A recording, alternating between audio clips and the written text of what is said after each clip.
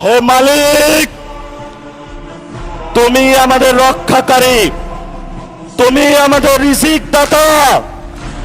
যারা এই বাংলাদেশের জনগণ 17 বছর অপেক্ষা করেছিল, আমাদের অধিকার ছিনিয়ে নিয়েছে, হত্যাকারীর মাধ্যমে ভাইদেরকে হত্যা করেছে।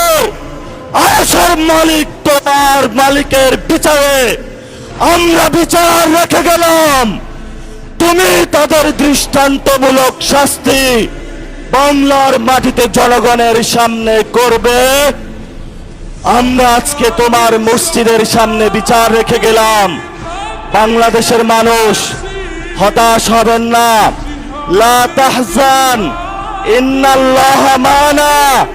আল্লাহ আমাদের সাথে আছেন, শক্তিমান, ভয় নাই, জয় করব। আমরা ইনশাআল্লাহ দ্বিগুণ হয়ে পার্লামেন্টে যাব।